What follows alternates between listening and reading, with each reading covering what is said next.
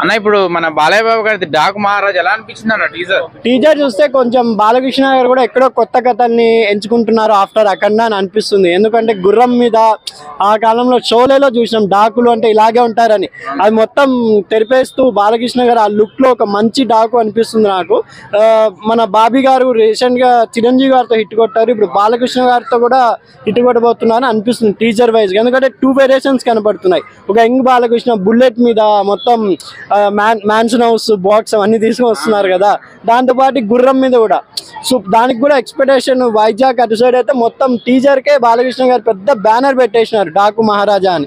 ఇప్పుడు ఓవరాల్ చూస్తుంటే ఒక పెద్ద హీరోలు రామ్ చరణ్ గారు అండ్ బాలకృష్ణ గారు వెంకటేష్ గారు ముగ్గురు సంక్రాంతి పండగకి మమ్మల్ని అందరినీ కన్విన్స్ చేయడానికి వస్తున్నారు కాబట్టి ముగ్గురు సినిమాలు బాగా ఆడాలని కోరుకుంటున్నాం.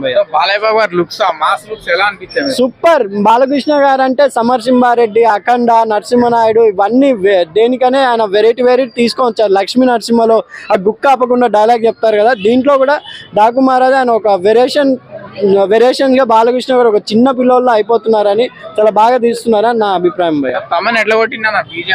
తమ్మన్ అంటే బాలకృష్ణ గారు అయిపోయింది. ఇప్పుడు అఖండాకి అయితే మొన్న వచ్చిన వీరసింహారెడ్డికి అయితే అమెరికాలో బాక్స్లే రికార్డుగా బద్దలైతాయి కానీ సౌండ్కే బద్దలైంది. ఆ మరి తమ్మన్ బాలకృష్ణ గారికి చాలా ఇష్టం కాబట్టి ఇంకా బ్యాక్గ్రౌండ్ మీద చెప్పడం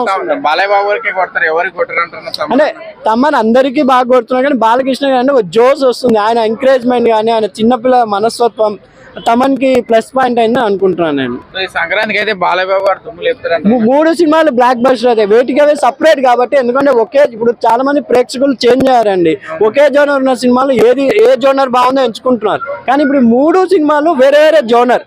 పండగ ఫ్యామిలీతో కావాలంటే వెంకటేష్ గారు ఉన్నారు, మాస్ ఫుల్ ఎంటర్టైన్మెంట్ ఇవ్వడానికి బాలకృష్ణ గారు ఉన్నారు, ఒక పొలిటికల్ థ్రిల్లర్ చూడాలంటే రామ్ చరణ్ గారు ఉన్నారు. కాబట్టి 3 వేటికి వేరే కాబట్టి 3 సినిమాలు బాగా ఆడతారని కోరుకుంటున్నాను నేను.